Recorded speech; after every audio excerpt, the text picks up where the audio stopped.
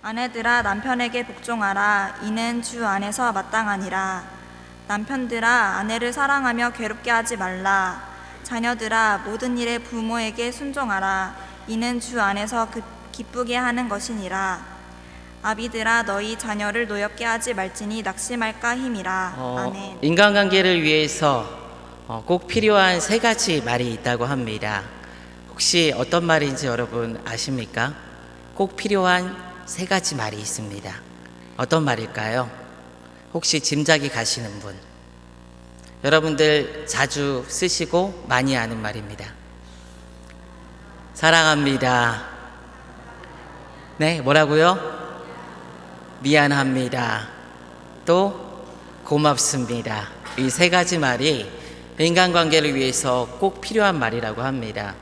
오늘은 가정에 대해서 한번 살펴볼까 하는데, 먼저 제가 이 세 가지 말을 보면서 꽂힌 게 있어요. 미안합니다라는 말이에요. 우리 한번 각오를 하고 한번 옆 사람이 우리 가족이라면은 더 잘해야 될 것 같아요. 사랑합니다. 고맙습니다. 미안합니다. 한번 인사해 봅시다. 네. 이 말을 꼭 기억하시길 바랍니다. 마가렛 대처는 어려서 이런 교육을 받았고 또 이렇게 자녀들에게 이야기했다고 합니다. 생각을 조심해라. 왜냐하면 그것은 말이 되기 때문이다. 말을 조심해라. 왜냐하면 그것은 행동이 되기 때문이다. 행동을 조심해라. 왜냐하면 그것은 습관이 되기 때문이다. 습관을 조심해라. 왜냐하면 그것은 인격이 되기 때문이다. 인격을 조심해라. 왜냐하면 그것은 인생이 되기 때문이다 라고 이야기했다고 합니다. 마가렛 대처의 말처럼 가치, 생각에 따라서 그 인생은 방향이 완전히 바뀌게 됩니다. 그리스도인도 그렇습니다. 이전에는 세속적이고 세상적인 생각을 가지고 세상에 속한 자로 살았습니다. 그러나 그리스도를 믿고 그 인생의 가치가 세상인과 다르게 형성되지요. 이는 말과 행동의 변화를 가져오게 되고 또 습관과 인격을 거쳐 그 인생의 전반에 이 신앙의 영향이, 믿음의 영향이 드러나게 되는 것입니다.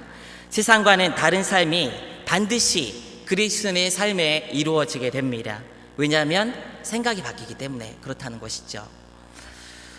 예수 믿었다고 그냥 교회 생활만 그 인생에 추가되는 것이 절대로 아니라는 사실이에요. 이제 세상의 법칙이 아닌 믿음의 법칙으로 그 인생을 새롭게 살게 되는 것이고, 직장, 가정, 또 돈, 시간, 그 삶의 모든 영역에서 믿음이라는 것으로 고민을 하게 된다는 것입니다. 이는 그리스도인으로서 당연한 모습이고 당연한 변화입니다. 오늘 말씀을 나누면서 먼저 저는 여러분 모두의 삶이 믿음의 법칙에 따라 되어지기를 주님의 이름으로 축원드립니다. 삶의 모든 영역에서 믿음으로 변화된다고 했을 때 가정도 마찬가지입니다. 믿으면 이 가정도 변하게 되는 거예요. 하나님께서 원하시는 가정의 모습을 말씀에서 찾게 되고 또 그렇게 가정도 바뀌게 되는 것입니다. 사실 가정은 그 가치가 교회 안에서 굉장히 저평가되고 우선순위에 밀려있는 경우가 많이 있습니다. 왜냐하면 헌신해야 되잖아요, 여러분. 교회에 헌신해야 되고 또 교회 다양한 예배나 기도나 그런 생활에 헌신해야 되잖아요. 그러다 보면은 가정을 소홀히 하는 경우가 많이 있다는 것이죠. 교회에 헌신한다는 이유로 이 가정은 희생되곤 합니다. 그러나 이는 절대로 여러분 옳지 않습니다. 하나님께서는 창조 가운데 이 가정을 세우셨고 또 구원의 역사 가운데 교회를 세우셨습니다. 가정과 교회는 하나님께서 직접 만드신 두 개의 기관입니다. 그래서 교회도 중요하지만 가정도 여러분 중요함을 꼭 믿으시기 바랍니다. 하나님께서 가정의 질서를 세우셨기에 우리는 창조의 질서 안에서 아름다운 가정의 모습이 무엇인지 함께 고민할 필요가 있고 또 아름다운 가정의 질서를 주님 안에서 세워가야 합니다.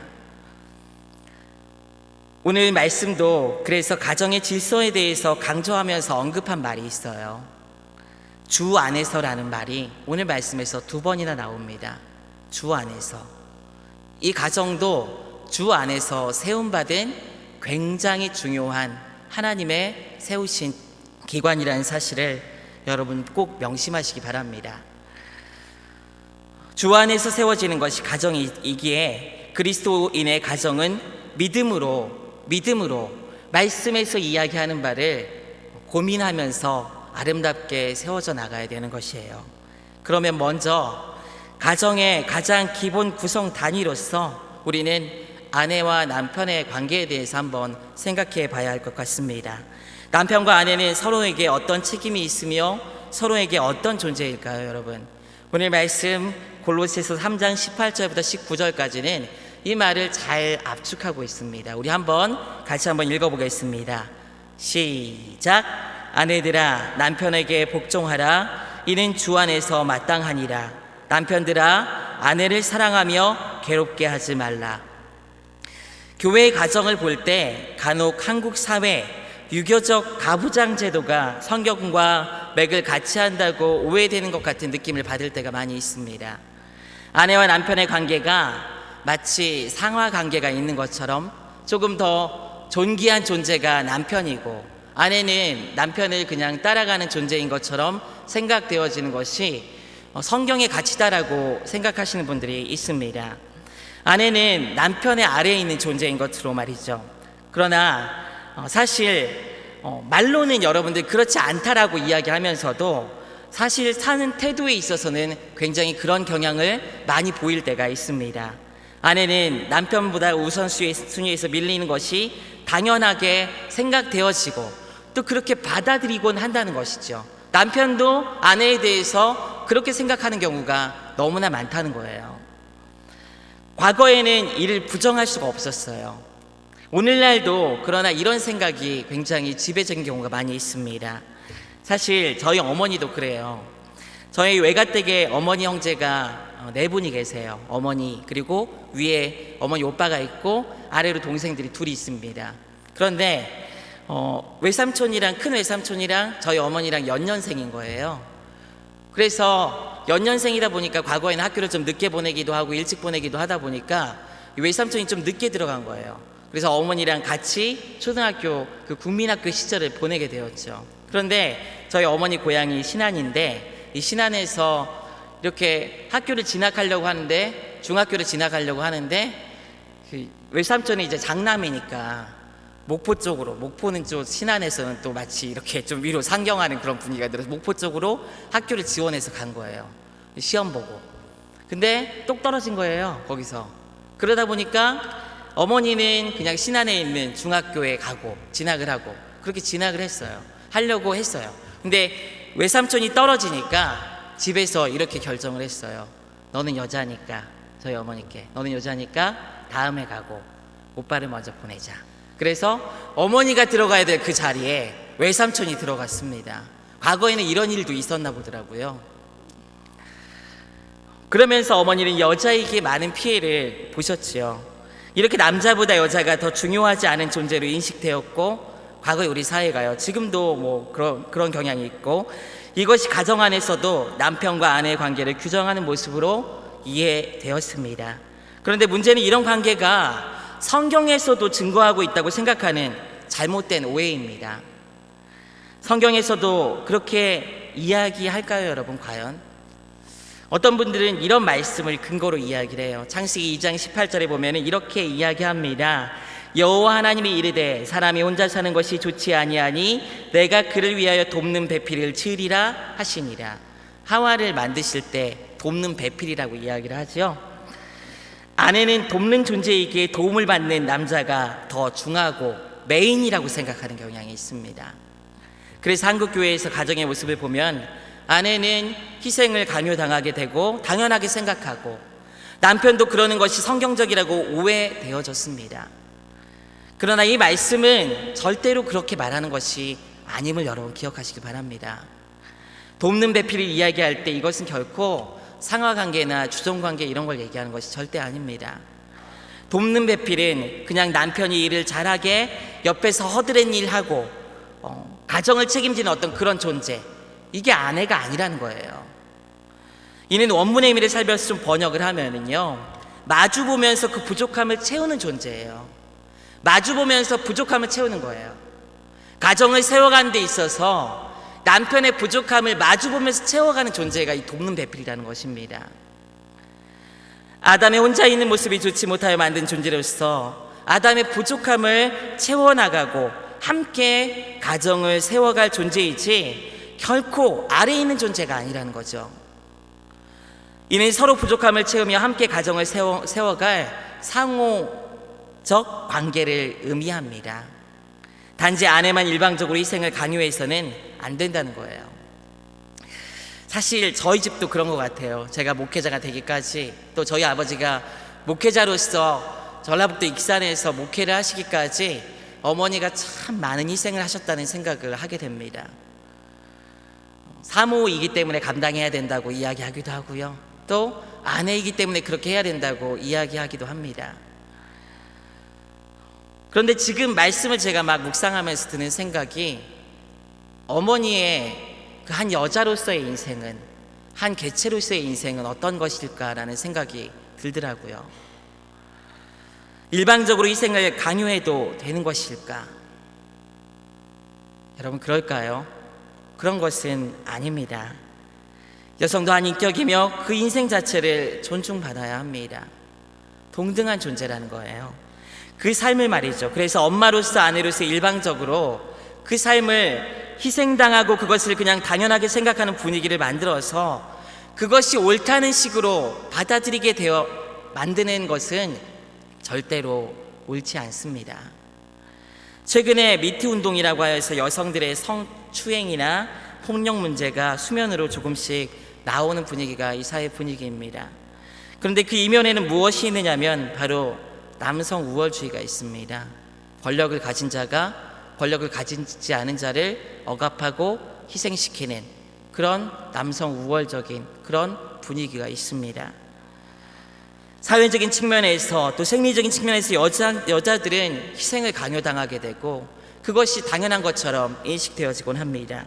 우리 사회의 여성의 역할에 대한 잘못된 편견이 있어요. 이렇게 가정 안에 이런 분위기가 그리고 그대로 반영되는 경우가 너무나 많다는 것이죠. 그렇다면 오늘 말씀에서 이야기하는 그 아내의 모습은 여러분 어떤 모습일까요? 그래서 이제 이야기하는 것이 무엇이냐면은 복종에 대해서 이야기를 하는데, 이거 봐라, 이거 봐라, 여자들은 남자에게 복종해야 되지 않느냐, 이렇게 얘기하면서 얘기를 해요. 근데 여기서 복종한다는 말의 의미가 여러분 뭘까요? 여기서 복종에 대해서 이야기하는 그 말은 에베소서에서 사실 더 구체적으로 이야기가 됩니다. 에베소 5장 22절부터 24절까지 비슷한 말씀을 바울 서신서에서 많이 얘기를 해요. 근데 이 에베소에서 구체적으로 나와 있기에 한번 제가 읽어 드릴게요. 아내들이여, 자기 남편에게 복종하기를 주께 하듯 하라. 이는 남편이 아내의 머리됨이 그리스도께서 교회의 머리됨과 같음이니 그가 바로 몸의 구주시니라. 그러므로 교회가 그리스도에게 하듯 아내들도 범사에 자기 남편에게 복종할지니라. 하나님께서 가정에 질서를 주셨고, 이 질서는 남편이 가정의 머리로서 그 중심임을 성경에서 말하고 있습니다. 이는 가정을 바르게 세워가기 위해 남편의 뜻을 따르고 그 남편의 리더십을 인정하고 남편이 부족한 부분을 채워가는 것을 얘기하는 거예요. 그런데 이렇게 복종할 때 어떻게 하라고요, 여러분? 어떻게 하라고 합니까? 죽게 하듯 하라고 합니다. 죽게 하듯. 죽게 하듯 복종하는 것은 어떤 정도일까요? 주의 말씀을 중하게 받고 믿음으로 따라가듯이 남편에게 복종하는 것이 아내의 모습이어야 합니다. 그러나 복종이라고 해서 결코 주인이 종을 부리는 듯한 그런 관계가 아님을 우리는 알아야 합니다. 상하관계가 있는 것이 아닙니다. 남자와 여자 모두 하나님의 형상과 모양으로 만드시고 지으셨기 때문에 동등한 존엄과 인격을 가진 존재임을 우리는 명심해야 합니다. 마치 삼위 하나님의 역할과 사역이 다르듯이 가정 안에서 한 몸 된 남편과 아내는 서로 역할이 다를 뿐이지 똑같이 존엄하고 가치 있는 존재라는 것을 여러분 꼭 기억하십시오. 그렇다면 남편이 만약 하나님의 말씀과 대치되는 말을 하고 또 복종을 강요할 때 하나님의 말씀에 맞지 않은 복종을 강요할 때는 어떻게 해야 될까요, 여러분? 이는 따를 수 없게 되겠죠. 왜냐하면 남편은 가정의 머리로 세워졌지만 남편이 가정의 주인은 아닙니다. 이 가정의 주인은 누구입니까, 여러분? 하나님이신 거예요. 우리 가정의 주인은 하나님이십니다.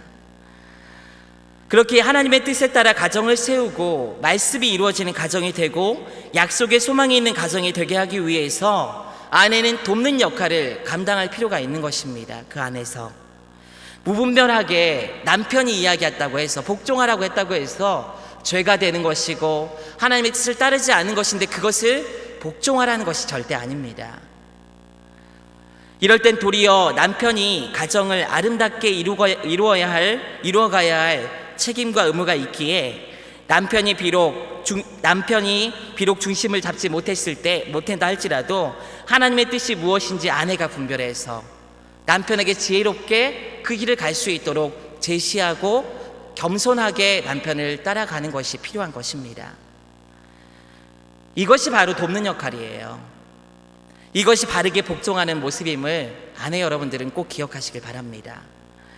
아내에게 이런 복종의 책임이 주어졌는데 남편에게는 사실 이 복종보다 더 무거운 짐이 있습니다. 그것이 무엇이냐면은 무슨 책임이 있죠? 남편은요 사랑하라라고 이야기를 하고 있습니다. 남편이요 아내를 사랑하십시오. 바울은 이렇게 권면하고 있어요. 이 사랑이란 말은 사랑해 라고 아무렇게 책임 없이 내뱉는 그런 추상적인 그런 사랑이 절대 아닙니다. 에베소 5장 25절부터 28절까지 이렇게 기록하고 있어요. 남편들아 아내 사랑하기를 그리스도께서 교회를 사랑하시고 그 교회를 위하여 자신을 주심과 같이 하라.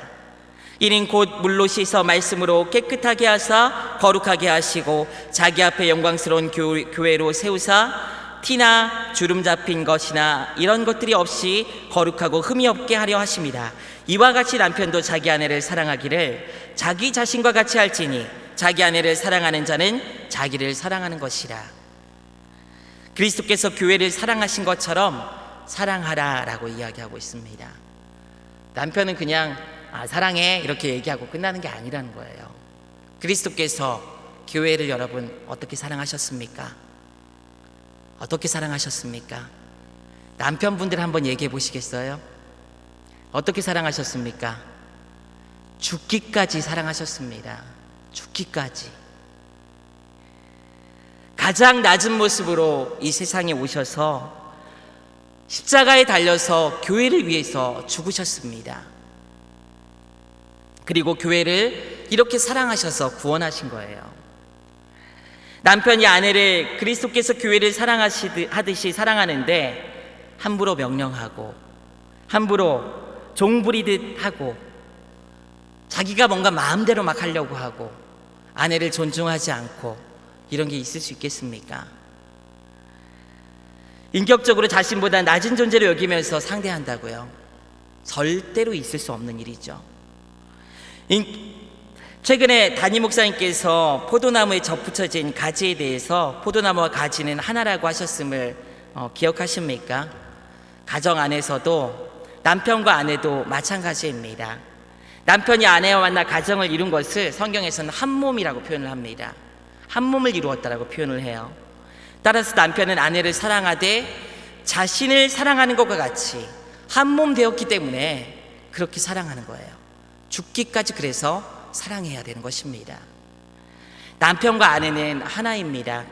그래서 아내를 사랑하는 것은 곧 자신을 사랑하는 것이라고 에베소 5장 28절에서도 강조하고 있는 것입니다. 따라서 사랑이 여러분 복종보다 더 어려운 거예요, 여러분. 사랑에는 복종을 넘어선 더 광범위한 책임과 사명과 의무가 들어있는 것입니다. 자신의 생명을 다해서 사랑할 의무와 책임이 남편에게 있음을 남편들은 기억하시길 바랍니다. 남편 여러분, 아내를 사랑하십니까? 별로 소리가 안 나오네요. 이렇게 제가 너무 무거운 짐을 드렸나요? 아내를 사랑하십니까? 아직도 안 나오네요. 자, 아내를 사랑하시기 바랍니다. 혹 아내는 복종해야 하는 존재라는 의식만을 가지고 있진 않으십니까? 아름다운 가정의 기본은 돕는 배필로서 아내의 복종과 그리고 남편의 헌신적인 사랑이 있어야 함을 여러분 기억하시기 바랍니다. 이것이 믿는 그리스도인의 가정의 모습입니다. 현대 사회에서는 사회 구조가 많이 변하고 있습니다. 그래서 이전에 가부장적인 사회에서 남편을 바깥 양반이라고 하고요, 또 아내를 집사람이라고 표현하는 이 표현들이 이 시대에는 맞지 않은 것이 현실입니다. 맞벌이하는 가정이 대다수이고 혹은 아내가 더 능력이 있어서 남편보다 더 많은 그런 경제적인 수입이 있는 가정도 더러 있습니다.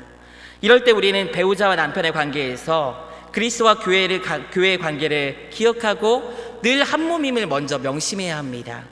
그리고 남편은 아내를 사랑하고 아내는 남편에게 복종하는 서로의 의미를 이 안에서 잘 이행해야 돼요.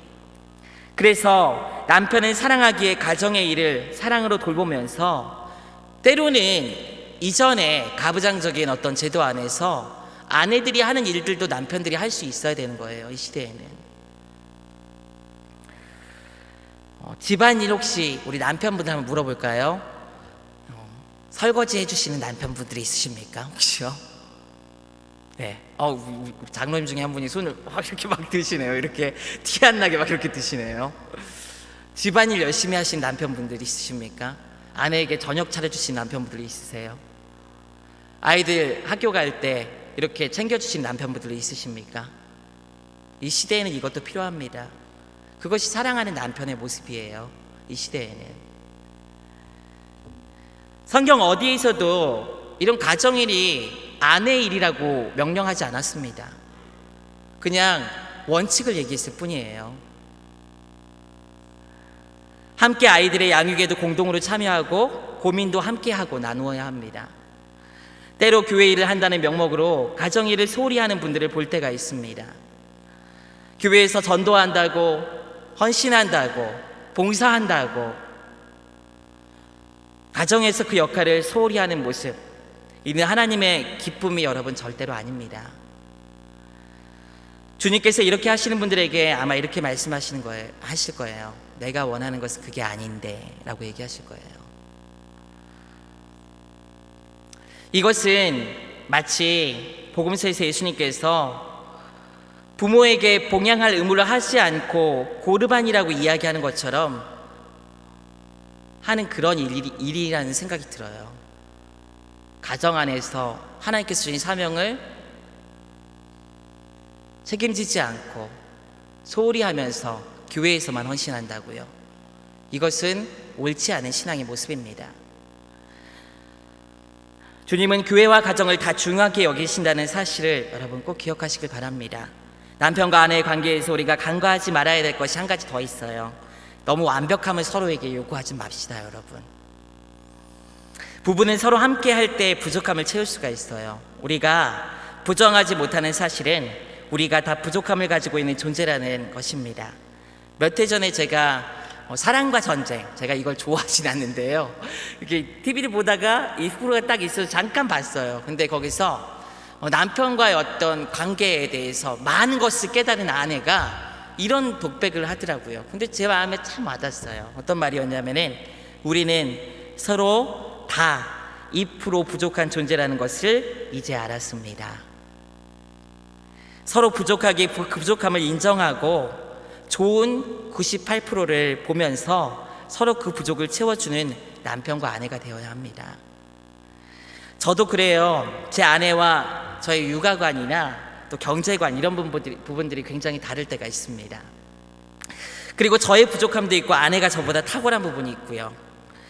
또한 그 반대도 있지요.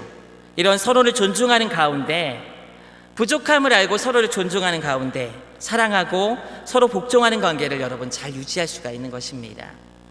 가정은 아름답게 세워질 수 있음을, 이런 관계 안에서 아름답게 세워질 수 있음을 여러분 기억하시길 원합니다. 이 부족함을 인정하면서 아내분들은 남편에게 그리스도에게 복종하듯이 하십시오. 또 남편들은 아내를 그리스도께 교회를 사랑하듯이 사랑하십시오. 서로 복종하고 사랑하는 아름다운 가정이 되기를 주님의 이름으로 부탁드립니다. 또 관계가 하나 더 있죠. 어떤 관계냐면은 자녀와 부모의 관계예요. 먼저 자녀가 부모에 대해서 어떤 관계를 맺어야 합니까? 골로새서 3장 20절 말씀에서는 이렇게 이야기합니다. 우리 다 같이 한번 읽어보겠습니다. 시작. 자녀들아 모든 일에 부모에게 순종하라. 이는 주 안에서 기쁘게 하는 것이니라. 여기 자녀가 아닌 분들 없으시죠? 다 자녀시죠? 자녀들은 부모에게 순종해야 합니다. 자녀들의 마땅한 부모에 대한 태도는 순종입니다. 이 순종은 헬라어로 보게 되면은 휘파쿠에테라는 말을 써요. 이는 아래서 복종하다라는 의미를 가지고 있습니다. 앞서 남편에게 아내가 복종하라고 얘기하죠. 그런데 이 자녀가 부모에게 순종하는 이 모습은요, 사실 아내가 남편에게 복종하는 것보다 더 강제력이 있는 뉘앙스를 가지고 있는 말입니다. 아래에서 복종하는 거예요. 아래로부터 복종하는 거예요. 그런데 한글 번역은 약간 좀 이렇게 뉘앙스가 바뀐 느낌이 있죠. 약간요. 모든 일에 철저하게 그래서 복종하라고 오늘 말씀은 이야기를 합니다. 왜냐하면 이 땅에서 부모는 하나님의 권위의 대행자로서 하나님께 세우신 분이에요. 결국 이 순종의 모습은 하나님의 말씀에 대한 태도로 이어지게 되고 여러분 신앙에 있어서도 굉장히 큰 영향을 끼치게 됩니다. 제 아내가 육아서적을 많이 읽으면서 제게 좀 인상 깊은 얘기를 하나 했는데요. 이런 얘기를 했습니다. 아버지, 어머니가 어떤 분인가 그 자녀가 바라보는 그 부모상이 하나님께로 옮겨가는 경우가 많이 있다라는 얘기를 했어요. 저도 굉장히 비슷한 얘기를 해요. 부모님이 굉장히 무서운 분이시면요, 하나님을 무섭게만 볼 그런 가능성이 더 많습니다. 부모님이 사랑이 굉장히 많으시면 하나님을 사랑 많으신 그런 분으로 그냥 부모와 같이 인정하는 경우가 많이 있다는 거예요. 결국 부모에 대한 순종이 하나님의 권위에 대한 인정과 믿음으로 이어지게 되는 거예요. 그러나 바른 순종은 겉모습만 가지고는 안 됩니다. 에베소 6장 1절부터 3절까지는 이렇게 기록해요. 자녀들아 주 안에서 너희 부모에게 순종하라. 이것이 옳으니라. 내 아버지 어머니를 공경하라. 이것은 약속이 있는 첫 계명이니 이로써 내가 잘되고 땅에서 장수하리라. 순종에는 부모 공경이 있어야 합니다. 공경이라는 것은 무엇이냐면 헬라어로는 타마오라는 단어가 사용되는데 이는 어떤 일에 가치를 두다라는 의미를 가지고 있습니다. 이는 행동을 넘어서, 공경한다는 행동을 넘어서 부모를 가치 있게 여기고 중하게 여기고 또 부모를 그렇게 존중한다는 의미를 가지고 있는 거예요. 이런 태도 자체가 바른 순종으로 이어지는 것입니다. 사랑하는 성도 여러분, 자녀로서 부모님의 말에 순종하십시오. 부모님을 귀히 여기고 부모된 그 자체로 그 부모님의 가치를 인정해드리고 순종하는 여러분 되시기를 원합니다. 이 순종이 얼마나 중요한 것이기에 이에 대해서 축복의 말씀이 이어지게 됩니다. 6장 3절에 보게 되면은 내가 잘되고 땅에서 장수하리라. 그리고 이 계명에 대해서는 약속이 있는 첫 계명이다라고 얘기합니다. 이 말은 바울이 구약의 그 10계명을 그대로 갖다 썼음을 우리가 알 수가 있어요. 10계명의 전반부 4개의 계명은 하나님을 위한 계명이라면은 후반부 6개의 계명은 사람을 위한 계명이죠. 그 6개의 계명 중에 첫 번째가 내 부모를 공경하라입니다. 그리고 이 약속의 말씀도 그대로 이어지게 돼 있어요. 바울은 이 5번째 계명을 들어서 자녀들에게 부모를 공경할 것을 말하고 있습니다. 그리고 그 축복의 말씀도 그대로 인용합니다. 자녀 여러분, 부모님의 모든 말에 순종하기를 원합니다. 이는 마땅한 창조의 질서 안에서 가정에서 부모와 자녀들 사이의 의무입니다. 그러나 또 의문이 있어요. 부모의 명령이 하나님의 명령과 배치될 때가 있어요. 이때는 어떻게 해야 될까요, 여러분? 이때도 비슷합니다. 부모님이 예수님을 믿지 않게 혹은 도덕적으로 옳지 않은 일을 명령할 때 여러분 어떻게 해야 할까요? 이때조차도 부모를 공경하는 태도에서는 변함이 없어야 합니다. 부모의 말씀에 순종적인 태도는 잊지 말아야 합니다. 그러면서 부모님을 위해서 기도하면서 자녀로서 바른 태도로 부모님의 말씀에 대해서 거절할 수가 있어야 되는 거예요. 그냥 막 박차고 일어나고 그런 게 아니라요. 부모를 존중하는 그 마음의 태도는 여러분 잊지 마십시오. 비록 연세가 들고 이제 판단력이 떨어지는 연로하신 부모님이라도 부모를 공경하고 순종하고 이 순종하는 이 말씀이 약속이 있는 자들의 복된 삶임을 여러분 기억하시길 바랍니다. 마지막으로 우리 자녀에 대한 부모의 자세를 한번 살펴보길 원합니다. 에베소 3장 21절 말씀인데요, 한번 다 같이 한번 읽어보겠습니다. 시작. 아비들아 너희 자녀를 노엽게 하지 말지니 낙심할까 함이라. 자녀들은 부모에게 순종해야 되지만은 부모들은 여러분 순종한다고 해서 막대하면 안 됩니다. 어떻게 해야 된다고요? 노엽게 하지 말아야 돼요. 노엽게 하지 말아야 됩니다. 우리는 자녀를 성경적으로 대할 때 먼저 이런 구절에 익숙해요. 제가 우리 교회는 역사와 전통이 있기 때문에 신앙의 그런 대가 이어지는 가문들이 많거든요. 그래서 저는 이렇게 교육받았을 확률이 크다고 생각합니다. 이런 말씀에 익숙하면서 잠언 22장 15절에 보면 아이의 마음에 미련한 것이 얽혔으나 징계하는 채찍이를 멀리 쫓아내리라. 잠언 13장 24절에서 매를 아끼는 자는 그의 자식을 미워함이라. 자식을 사랑하는 자는 근실히 징계하느니라. 잠언 29장 17절 내 자식을 징계하라. 그리하면 그가 너를 평안하게 하겠고 또 내 마음에 기쁨을 주리라. 여러분 익숙하시죠? 저도 어렸을 때요, 저희 아버지가 제가 잘못하면은요 꼭 이 말씀을 들어서 야 성경에 이렇게 얘기했지 않냐 그러면서 회초리 딱 갖다 놓고 막 회초리 때리는데 이 말씀이 너무 싫은 거예요. 그래서 아이가 잘못하면 지적하고 혼내고 책망하고 징계하는 일을 성경에서 명하지 않았느냐라는 이유로 아이들을 때리면서 키워야 한다, 하나님께서도 그렇게 다루지 않았냐 그러면서 아이들을 그렇게 다루려고 합니다. 그러나 여러분 무분별하게 아이들을 이렇게 책망하는 것은 자녀를 여러분 노엽게 만드는 거예요.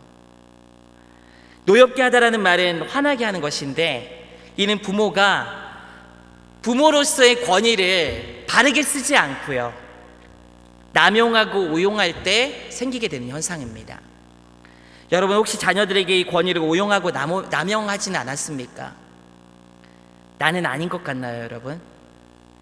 많은 경우 부모는 자녀를 사랑으로 대한다고 하면서도 가장 편하기 때문에 가장 막대하기 쉽습니다. 가장 편하니까요. 그리고 그 관계 안에는 자녀를 한 인격체로 대하면서 온전한 사람으로 세워야 한다는 이유로 자신의 마음에 불안한 상처들과 아픔들을 자녀들을 징계하고 훈육한다는 명목을 내세워서 자녀들에게 똑같이 대물림하는 경우가 많아요. 상담을 하시는 분들이 말이 그렇습니다. 자신이 부모에게 대접받은 대로 자기도 자녀를 대접한다는 거예요. 그렇게 아이를 교육한다는 거예요. 그래서 불행이 대물리되는 경우가 많고 행복이 대물림되는 경우가 많은 것입니다. 여러분 명목상으로는 하나님의 말씀으로 훈육해야 된다고 해요.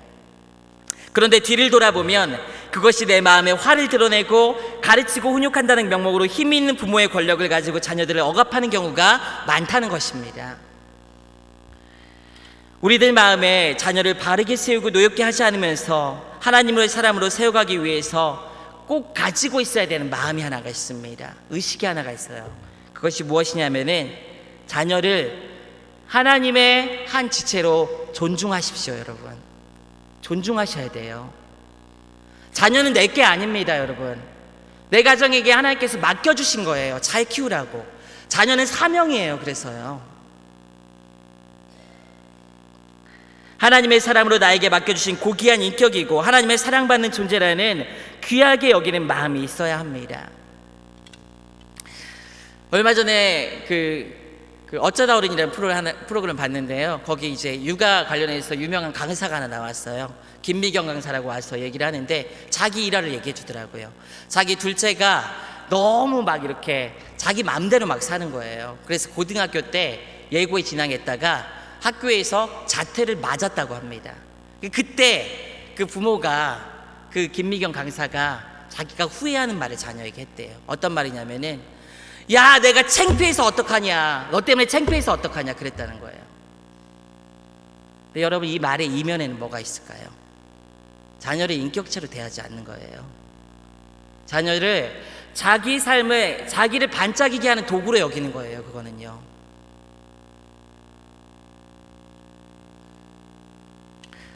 자녀를 한 인격체로 대하시길 바랍니다. 말씀의 질서에 따라 바르게 지도하고 그래야지 바르게 양육할 수가 있습니다. 단지 부모라는 권위로 찍어 누르고 그 권위로 하나님의 말씀을 도구 삼아서 자신이 원하는 모양으로 만들어 가려고 해서는 안 된다는 거예요.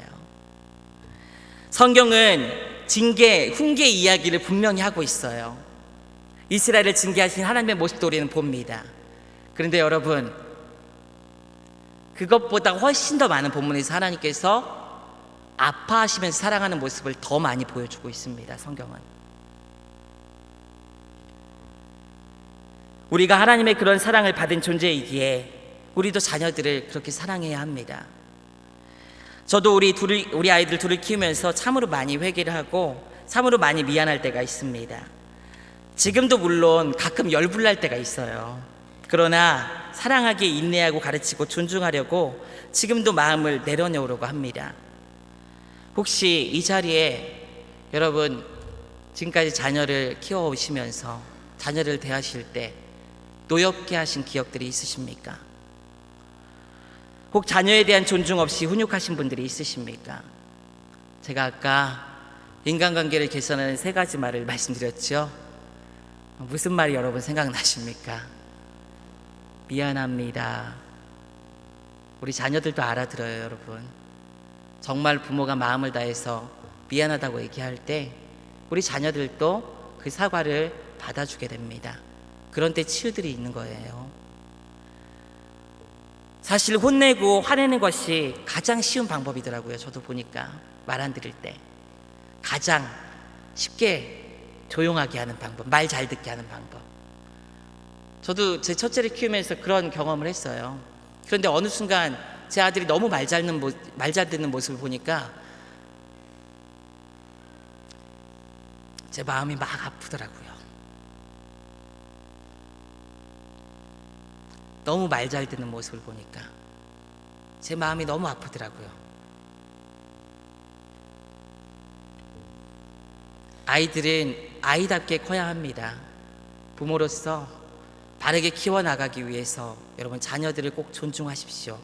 그리고 말씀에 따라 훈계해야 될 때는 여러분 엄하게 훈계를 하세요.